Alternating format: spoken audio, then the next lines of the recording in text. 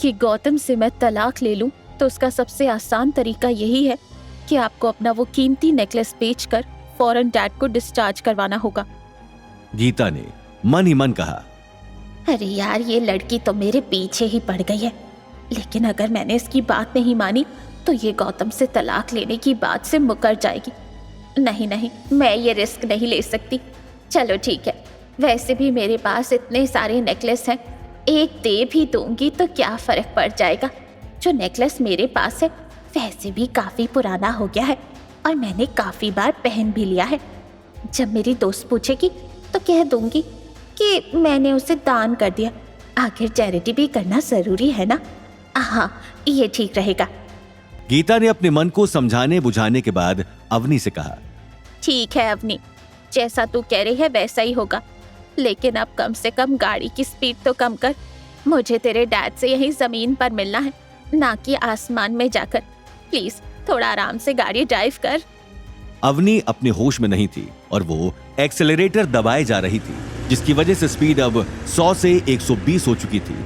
गीता ने मन ही मन कहा, इसको समझाना मेरे बस की बात ही नहीं है, जो करना है करे। यहां पर रिया को टेंट के अंदर जाते हुए देखकर सौरभ ने कहा, अरे आखिर ये चक्कर क्या है?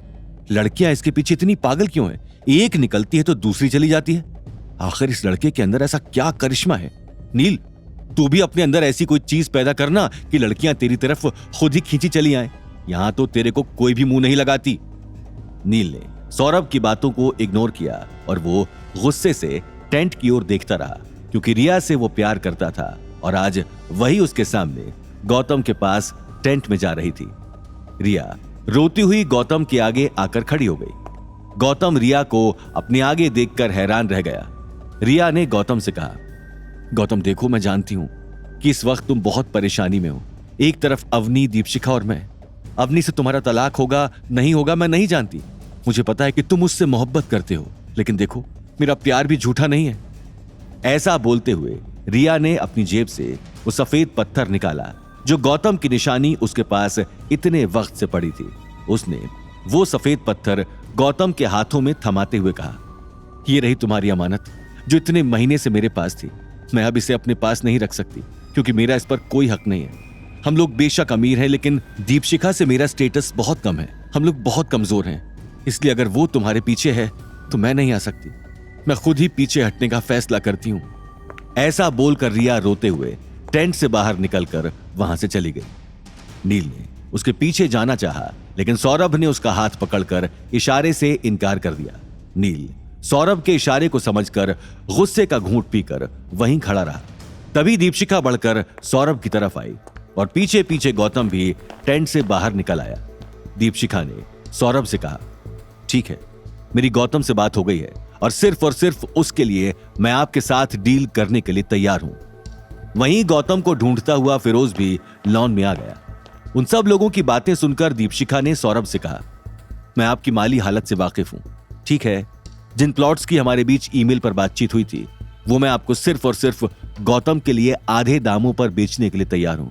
इसे मेरा नहीं, गौतम का एहसान समझिएगा, क्योंकि ये सब उसी की वजह से हुआ है। सौरभ टेढ़ी निगाहों से गौतम को घूरे जा रहा था। वहां पर खड़ा हर एक इंसान हैरान था कि आखिर गौतम ऐसा क्या चक्कर चला रहा है कि हर हसीना, और वो भी अमीर हसीना, उस पर फिदा हो जाती है और उस पर पैसे लुटाने को तैयार हो जाती है।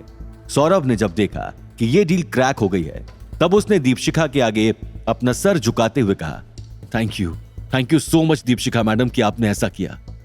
सौरभ जानता था कि अगर इस वक्त वो दीपशिखा के आगे गौतम को मक्खन नहीं लगाएगा तो ये डील कच्ची भी हो सकती है।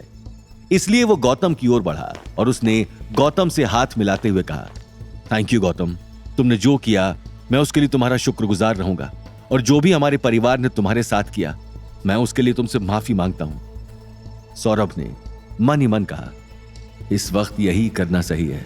आखिरकार बुरे वक्त में गधे को भी बाप बनाना पड़ता है। कोई नहीं बेटा, बदला तो मैं तेरे से जरूर लूंगा, लेकिन अभी इस वक्त दिखावा जरूरी नहीं है। फिरोज मलिक ने यह पूरी सिचुएशन देखकर मन ही मन कहा, आखिरकार ये गौतम जी चीज क्या है? मैं जो इन्हें समझता था, मुझे तो लगता है ये उससे भी ज्यादा पहुंचे हुए हैं। लेकिन खैर, मुझे क्या लेना देना। मैं जब तक इनका शागिर्द बनकर इनसे चीजें सीख सकता हूं, क्यों ना सीखूं। बाकी इनका फैमिली मैटर यही जाने। जब इनको जरूरत होगी तो मैं हमेशा इनकी मदद करने के लिए तैयार हूं।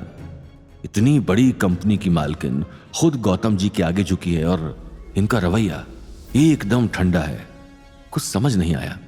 बात कुछ अजीब तो है, दाल में कुछ काला लग तो रहा है। गौतम ने सन्नाटे को तोड़ते हुए कहा, अब मुझे घर चलना चाहिए। आगे की कहानी जानने के लिए देखिए अगला एपिसोड सिर्फ पॉकेट एफएम के यूट्यूब चैनल पर और रॉयल वारिस के सारे एपिसोड्स को सुनने के लिए डिस्क्रिप्शन में दी लिंक से डाउनलोड करें पॉकेट एफएम ऐप।